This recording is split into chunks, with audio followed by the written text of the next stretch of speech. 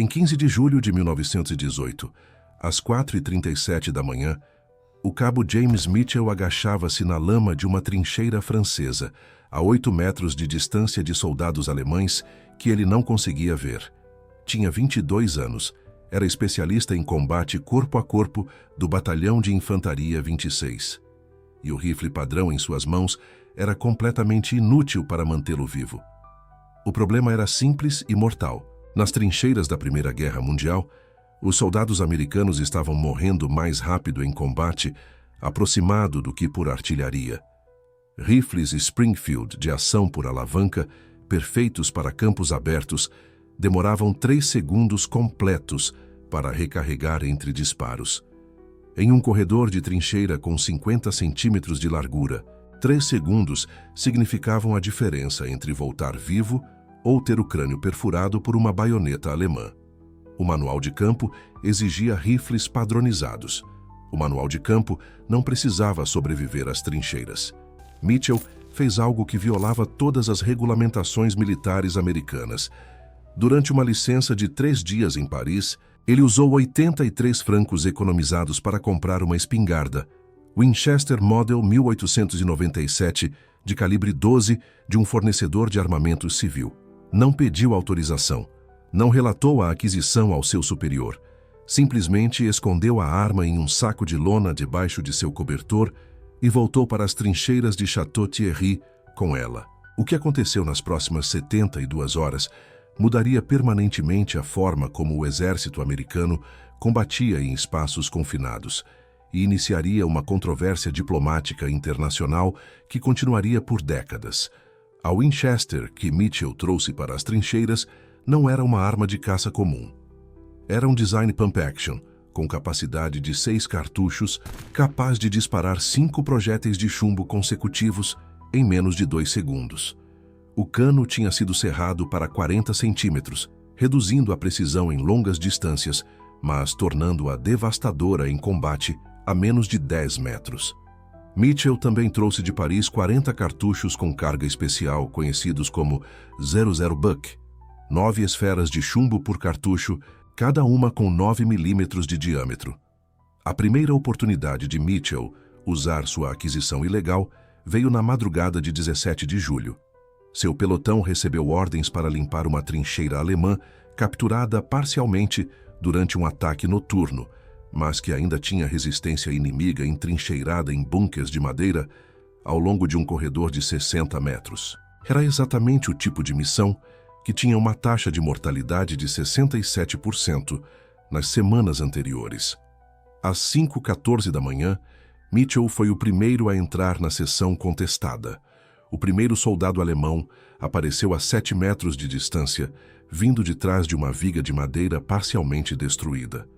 Mitchell nem precisou mirar cuidadosamente. O primeiro disparo da Winchester enviou 9 projéteis em um padrão de dispersão de 40 centímetros. 6 deles acertaram o torso do soldado alemão.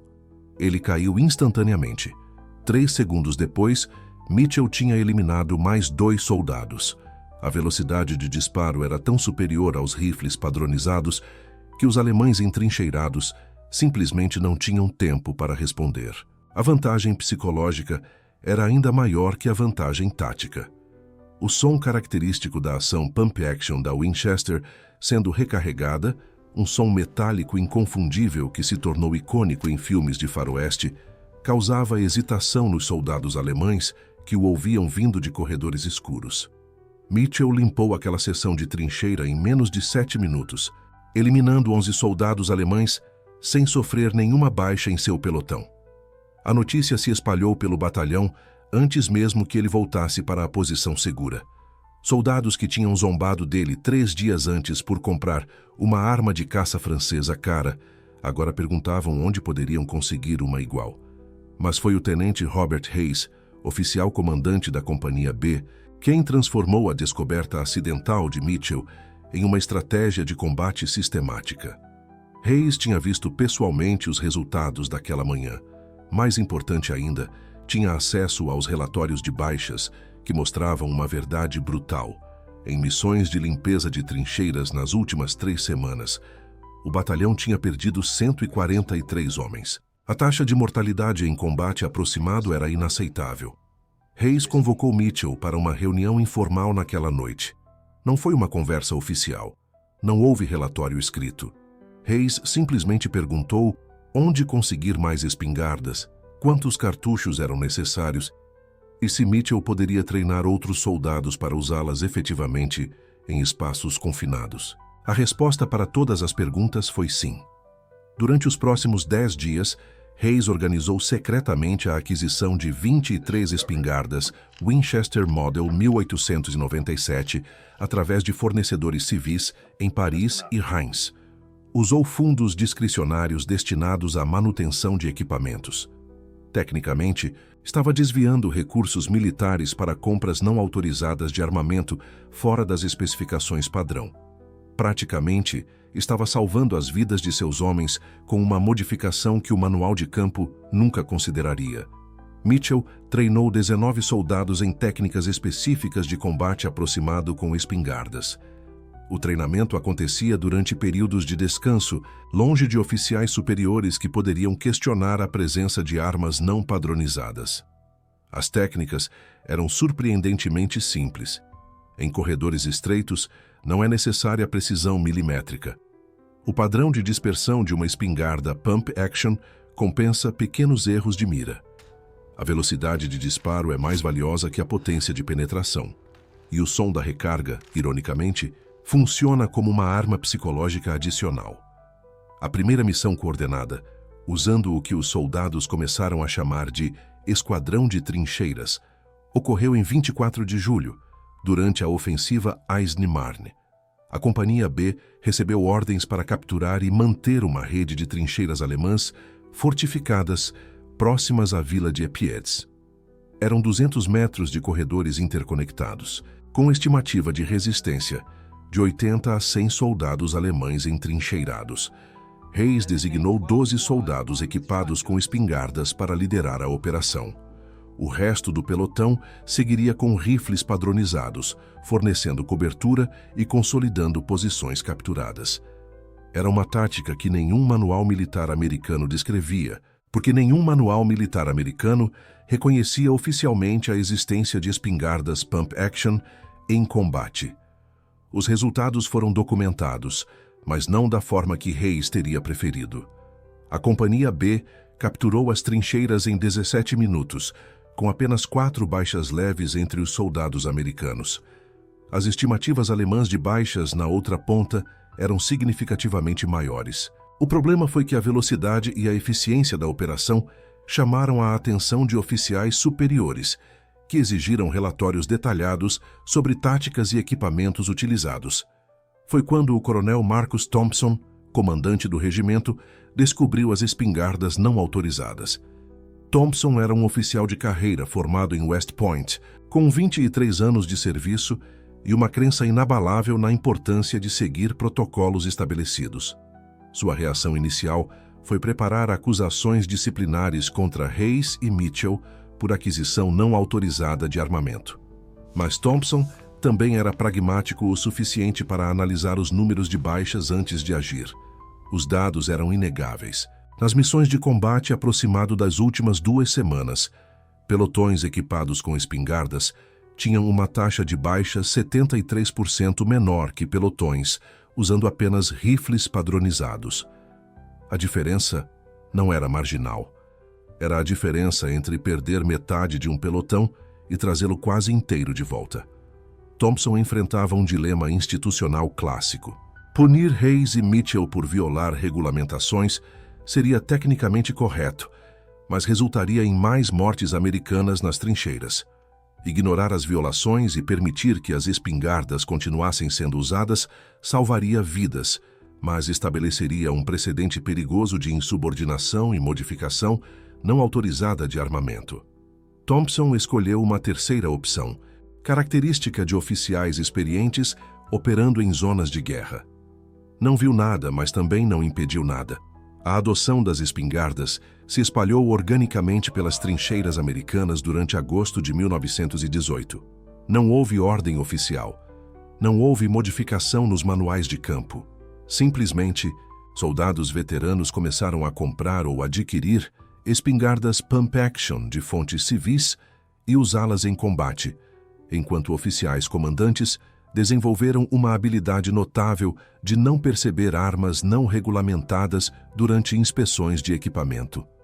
Em setembro, estimava-se que entre 300 e 400 espingardas Winchester Model 1897 estavam em uso ativo nas trincheiras francesas por soldados americanos. O impacto tático era mensurável. A taxa geral de baixas em operações de combate aproximado caiu 41% comparado aos meses anteriores. Comandantes de pelotão começaram a solicitar oficialmente, em relatórios codificados, equipamento especializado para operações de espaço confinado. Uma forma criativa de pedir espingardas sem dizer explicitamente a palavra proibida. Mas a eficácia das espingardas criou um problema diplomático internacional que ninguém tinha antecipado. Em 14 de setembro de 1918, o governo alemão apresentou formalmente uma queixa através da Cruz Vermelha Internacional, alegando que o exército americano estava usando armamento proibido, que causava sofrimento desnecessário, em violação das convenções de Haia de 1899 e 1907. A queixa alemã era tecnicamente específica. Argumentava que espingardas pump action, carregadas com cartuchos de múltiplos projéteis, causavam ferimentos mais graves e dolorosos que rifles de projétil único, caracterizando-os como armas projetadas para aumentar sofrimento e, portanto, ilegais sob as convenções internacionais que regulavam o armamento humanitário. Era uma acusação absurda vinda de um exército que tinha usado gás mostarda e lança-chamas extensivamente desde 1915, mas era tecnicamente válida sob certas interpretações das convenções. A resposta oficial americana foi negação categórica. O Departamento de Guerra emitiu uma declaração em 19 de setembro, afirmando que o exército americano usava exclusivamente armamento padronizado e aprovado conforme regulamentações militares estabelecidas, e que quaisquer relatos de espingardas eram desinformação inimiga. Era uma mentira diplomática necessária, mas todos os envolvidos sabiam que era uma mentira. A controvérsia real não era sobre sofrimento desnecessário, era sobre vantagem tática. As espingardas pump action tinham dado aos soldados americanos uma superioridade decisiva em combate aproximado que as forças alemãs não conseguiam igualar.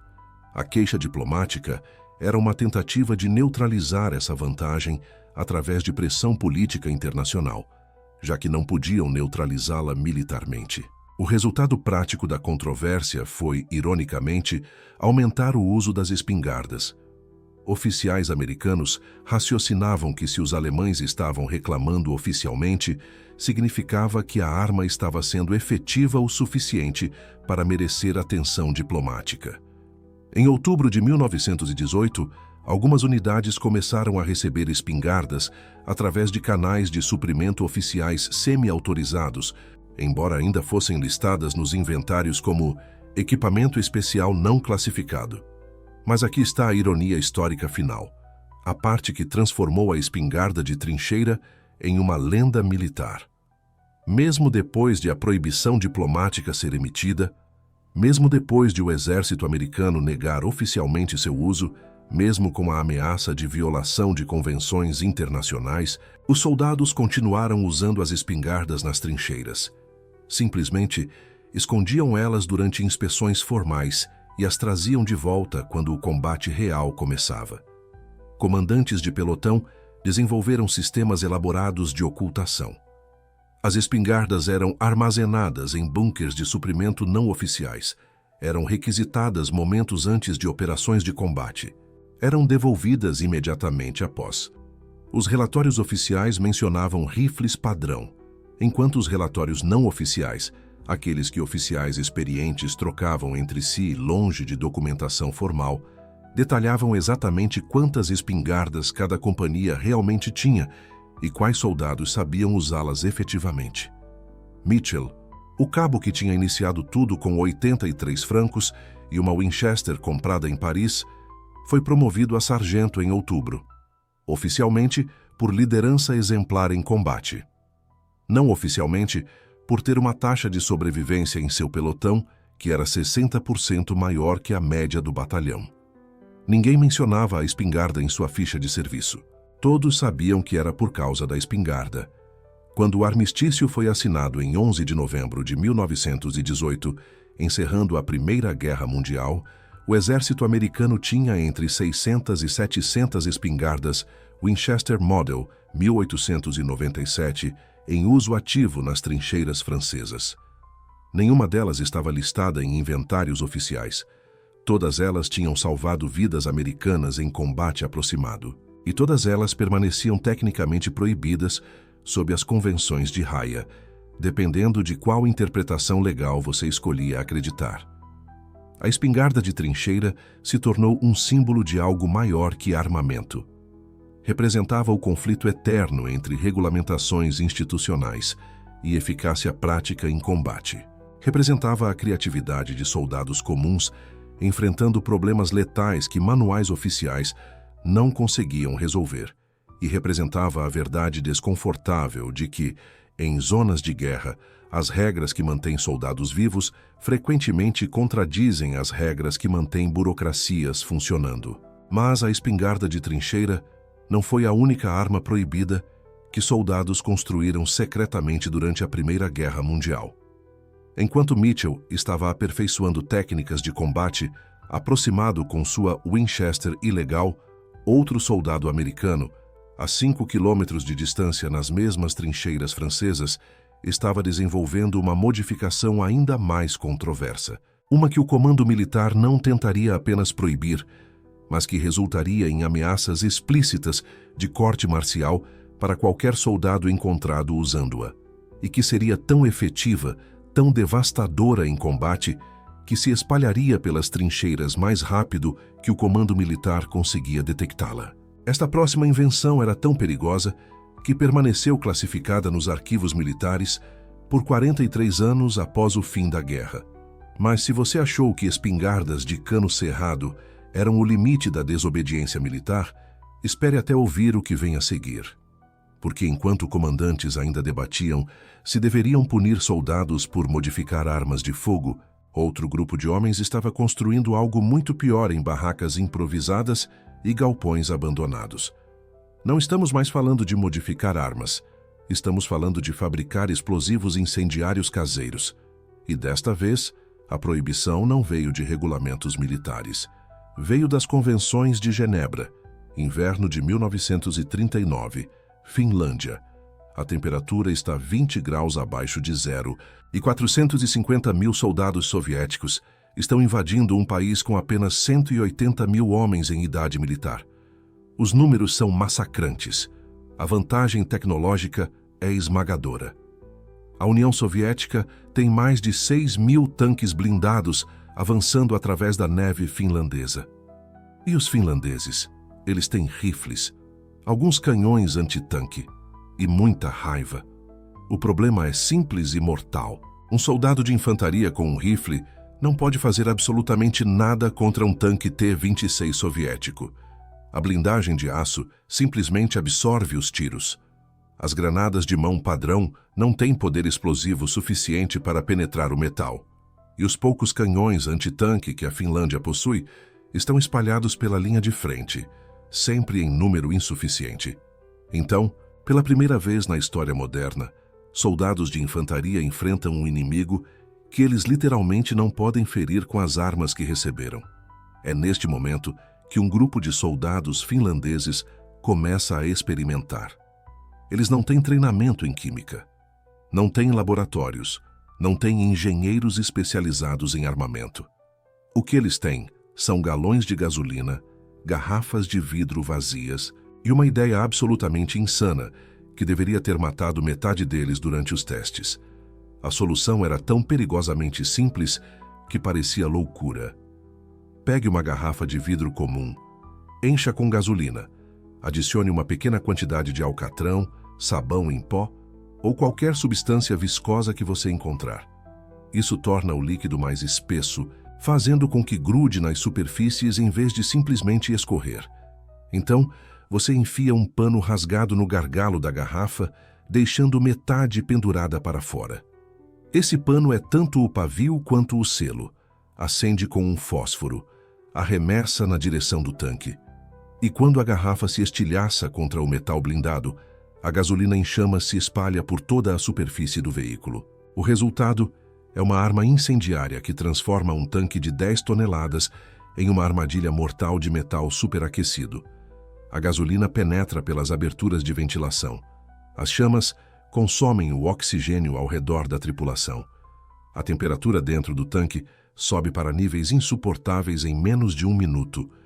E mesmo que o fogo não mate os ocupantes diretamente, o pânico de estar preso dentro de um forno de aço geralmente força a tripulação a abandonar o veículo. Era grotesco, era brutal, e funcionava melhor do que qualquer arma antitanque oficial que a Finlândia possuía. O primeiro uso documentado aconteceu na Batalha de Kola, em dezembro de 1939. Uma coluna de tanques soviéticos estava avançando por uma estrada coberta de neve quando soldados finlandeses escondidos nas árvores começaram a arremessar garrafas em chamas. 7 tanques foram destruídos em 15 minutos. A tripulação que sobreviveu descreveu cenas de horror absoluto. Homens queimando vivos dentro de compartimentos de metal selados, incapazes de escapar enquanto o fogo consumia todo o oxigênio disponível. E aqui está a parte que os comandantes militares não conseguiam aceitar. Essas armas custavam menos de $1 para fabricar. Um soldado comum podia produzir 20 unidades em uma tarde, usando materiais encontrados em qualquer posto de abastecimento. E a taxa de efetividade contra tanques blindados era superior a 60% em condições ideais. Você tinha acabado de transformar cada soldado de infantaria em uma unidade antitanque móvel por menos do que o custo de uma refeição quente. Mas havia um problema político massivo. As Convenções de Genebra de 1925 haviam explicitamente proibido armas incendiárias projetadas para causar sofrimento desnecessário. E não existe forma de argumentar que queimar homens vivos dentro de tanques superaquecidos não constitui sofrimento desnecessário. Então, oficialmente, essas armas não existiam. Os comandantes finlandeses nunca as aprovaram, nunca as ordenaram, nunca as mencionaram em relatórios oficiais. Mas, estranhamente, a produção de garrafas vazias nos acampamentos militares finlandeses aumentou 0% durante os primeiros 3 meses da guerra, e os estoques de gasolina começaram a desaparecer em quantidades que não correspondiam ao consumo de veículos militares. Ninguém fazia perguntas. Porque quando você está sendo invadido por uma força 300% maior, a última coisa que você quer fazer é proibir a única arma que seus soldados podem fabricar sozinhos. E então, algo extraordinário aconteceu. A inovação se espalhou. Não através de manuais oficiais, não através de treinamento militar, mas através do método mais antigo de transferência de conhecimento que existe, soldados contando para outros soldados o que realmente funciona no campo de batalha. Em março de 1940, soldados soviéticos capturados começaram a descrever uma nova arma que suas próprias tropas estavam usando. Garrafas incendiárias, idênticas às versões finlandesas, produzidas em massa em fábricas improvisadas atrás das linhas soviéticas. E aqui está o detalhe. Irônico, os soviéticos começaram a chamar essas armas de coquetéis para Molotov, uma referência sarcástica ao ministro das Relações Exteriores soviético, Vyacheslav Molotov, que havia declarado publicamente que a União Soviética estava entregando pão para a Finlândia, não bombas. Os finlandeses estavam literalmente devolvendo o favor com garrafas em chamas. Em 1941, quando a Alemanha invadiu a União Soviética, unidades soviéticas ensinaram a técnica para soldados aliados. Em 1942, resistências na França e Polônia estavam fabricando versões locais. Em 1943, manuais de treinamento britânicos incluíam instruções detalhadas sobre como construir bombas improvisadas de gasolina para uso contra tanques alemães. A arma que havia sido proibida pelas convenções de Genebra, agora era ensinada em academias militares oficiais. Mas aqui está onde a história fica realmente interessante. Porque enquanto comandantes relutantemente aceitavam a existência dessas armas, os relatórios de efetividade começaram a revelar algo que ninguém esperava. As versões caseiras construídas por soldados em galpões improvisados eram frequentemente mais eficazes do que as versões produzidas em massa por engenheiros oficiais. Por quê? Porque os soldados que realmente usavam essas armas no campo de batalha continuavam experimentando. Eles testavam diferentes proporções de gasolina e alcatrão, diferentes tipos de pano para o pavio, diferentes formas de garrafa que eram mais fáceis de arremessar com precisão. Era a inovação darwiniana em tempo real. As versões que funcionavam melhor eram copiadas. As versões que falhavam eram esquecidas. E ninguém estava esperando a aprovação de engenheiros ou comitês de segurança. Os números são impressionantes. Durante a Guerra de Continuação entre Finlândia e União Soviética, de 1941 a 1944, registros finlandeses documentam mais de 200 tanques soviéticos destruídos ou severamente danificados por armas incendiárias improvisadas. Isso representa aproximadamente 23% de todas as perdas de tanques soviéticos naquele teatro de operação. 23%, causado por garrafas de vidro, gasolina e trapos rasgados. E aqui está o paradoxo final que nenhum comando militar conseguiu resolver. Essas armas eram oficialmente proibidas, tecnicamente ilegais sob acordos internacionais, que absolutamente essenciais para a sobrevivência de forças de infantaria enfrentando blindados superiores.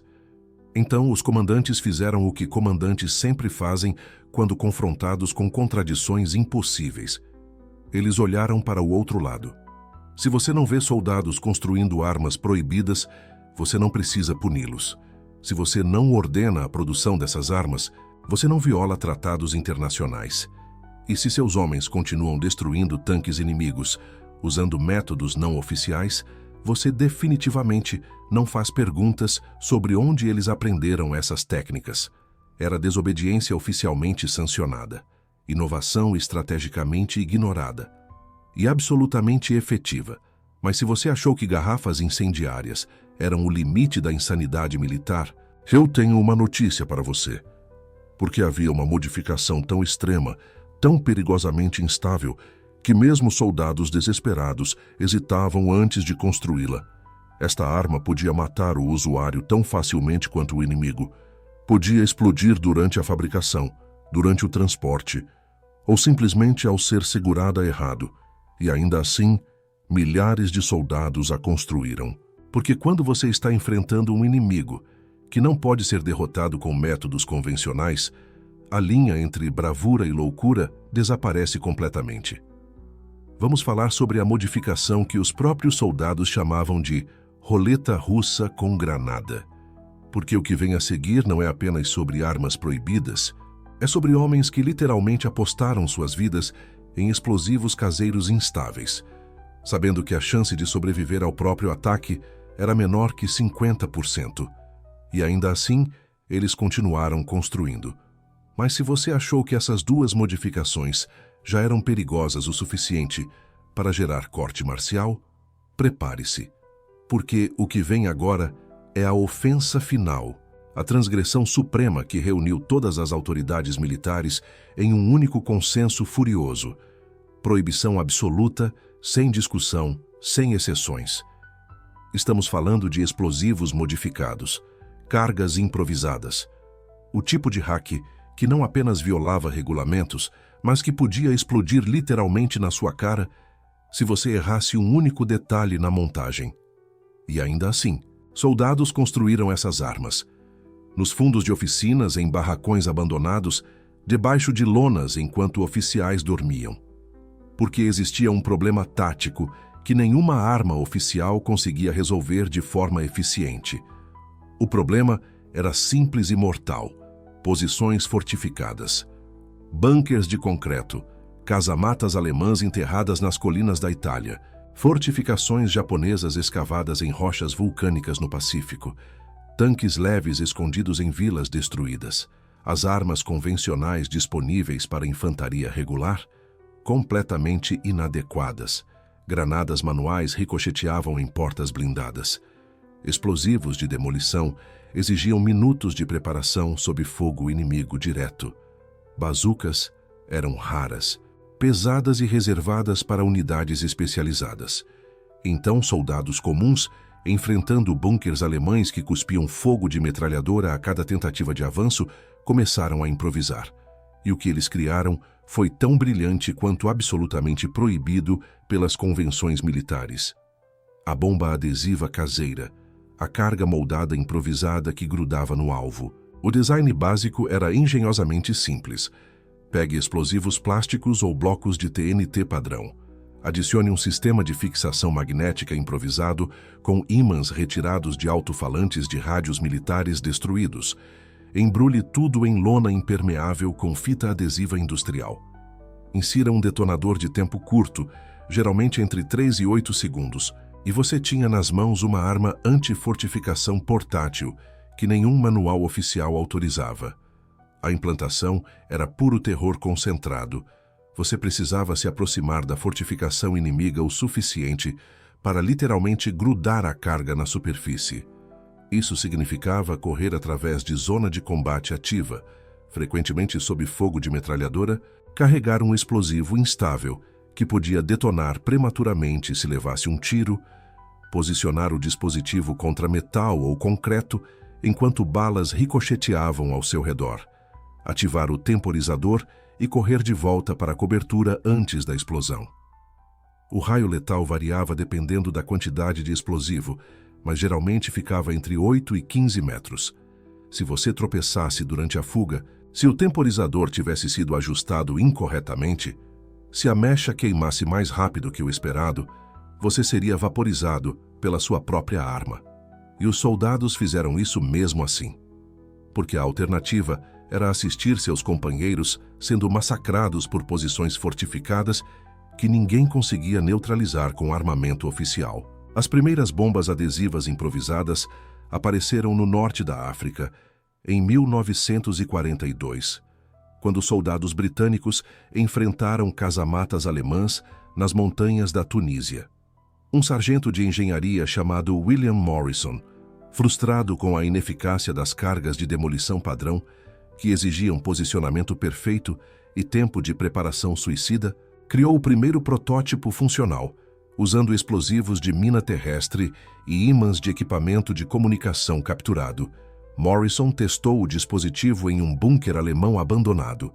A explosão direcionada perfurou 30 centímetros de concreto reforçado, algo que teria exigido o triplo de explosivo, usando métodos convencionais. Quando ele apresentou a modificação ao seu comandante de companhia, a resposta foi imediata e furiosa. Confisco do dispositivo, ameaça de corte marcial e ordem explícita para nunca mais fabricar armamento não autorizado. Mas Morrison já havia mostrado o design para outros 8 homens em seu pelotão. E esses homens mostraram para outros. E em questão de 3 semanas, variações da bomba adesiva estavam sendo fabricadas em pelo menos 6 unidades diferentes da 8ª Armada Britânica operando na Tunísia. O comando tentou suprimir a proliferação. Oficiais conduziam inspeções surpresa em acampamentos procurando por explosivos modificados. Ameaças de corte marcial eram repetidas em briefings diários. Memorandos circularam pelos escalões de comando, classificando qualquer fabricação de bombas improvisadas como crime militar punível com prisão. E então veio Cassino. A Batalha de Monte Cassino, na Itália, em 1944, onde forças aliadas enfrentaram a linha Gustav, um sistema de fortificações alemãs considerado praticamente inexpugnável. Bunkers de concreto armado escavados nas montanhas, posições de metralhadora interconectadas por túneis subterrâneos, campos de tiro sobrepostos que transformavam cada metro de avanço em carnificina. As unidades aliadas tentaram assalto convencional após assalto convencional. Os alemães os massacraram repetidamente. A artilharia pesada conseguia danificar estruturas externas, mas não penetrava nas posições subterrâneas. Ataques aéreos transformavam o terreno em crateras, mas deixavam os bunkers intactos, até que unidades de infantaria começaram a usar as bombas adesivas improvisadas. Pequenos grupos de 3 ou 4 soldados se infiltravam durante a noite, aproximavam-se das entradas de bunker, grudavam as cargas nas portas blindadas e detonavam. A explosão direcionada rompia as defesas e permitia que equipes de assalto neutralizassem as posições. Foi carnificina para quem carregava as bombas.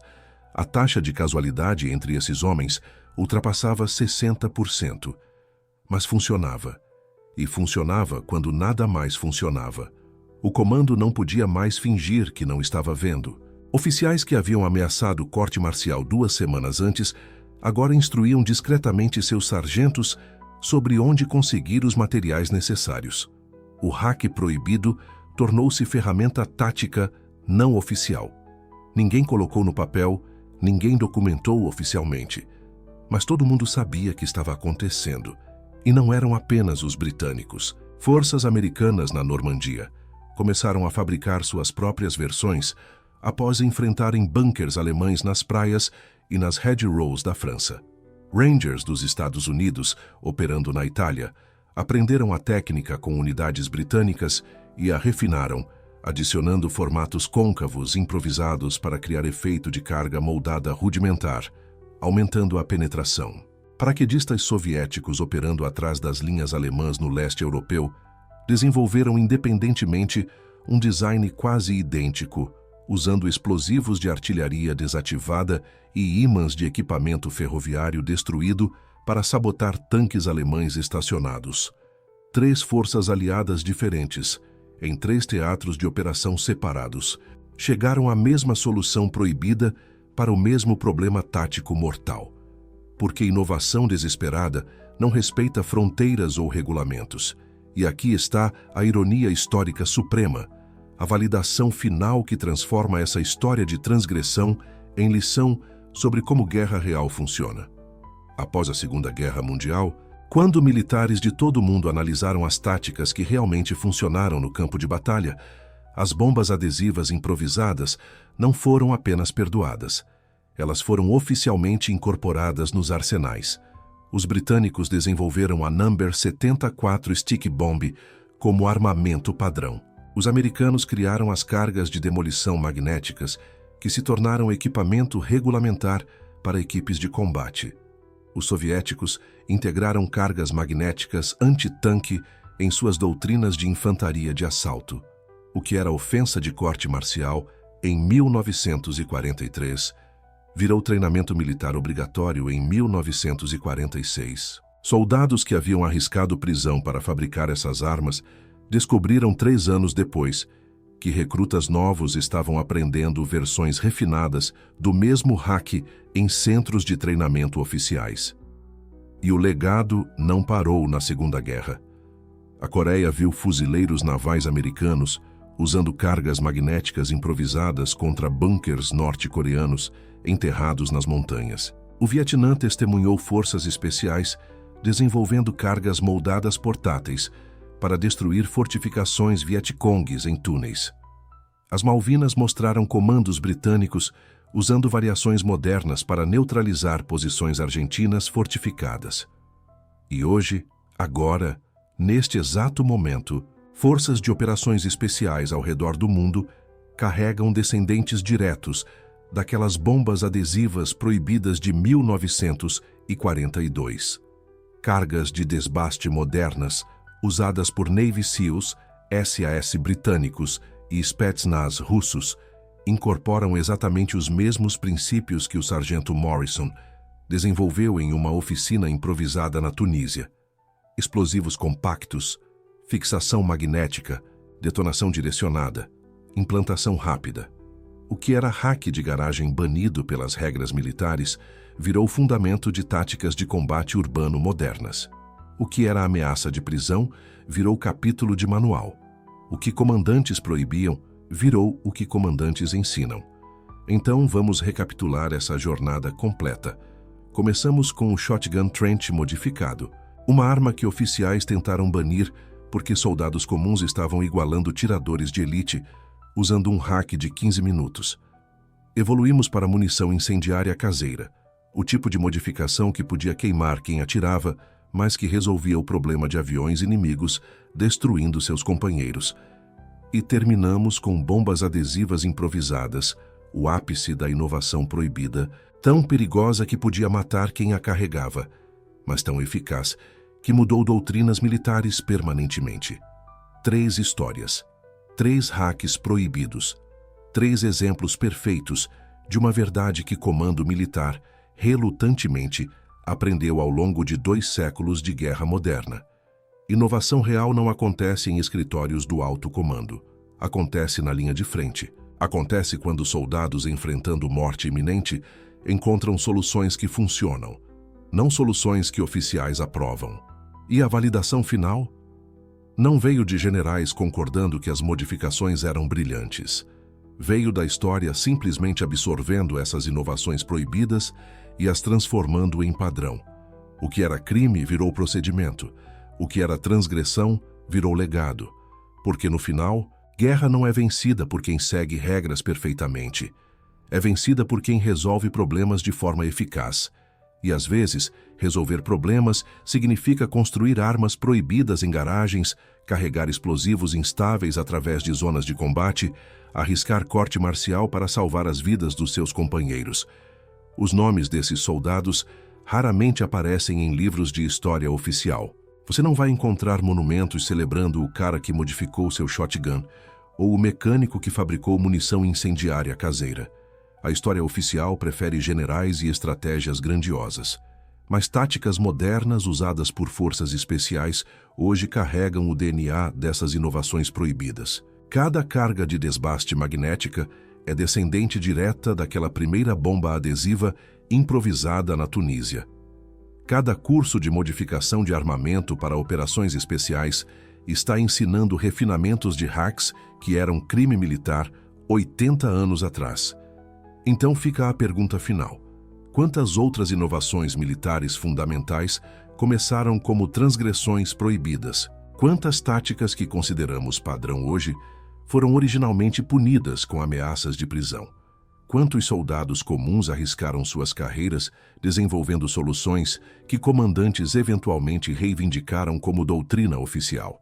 A resposta provavelmente é mais do que imaginamos, porque essa é a natureza da inovação sob pressão extrema. Não pede permissão, não espera aprovação. Simplesmente resolve o problema e força o sistema a eventualmente reconhecer que funcionou. E se você achou essas 3 histórias fascinantes, se você quer mais conteúdo sobre inovações militares que quebraram regras e mudaram guerras, se você curte explorar o lado não oficial da história de combate, então você definitivamente precisa se inscrever neste canal, porque temos dezenas de outras histórias exatamente assim. Táticas proibidas, armas improvisadas, hacks de campo de batalha que oficiais tentaram enterrar, mas que soldados mantiveram vivos. Clica no botão de inscrição agora.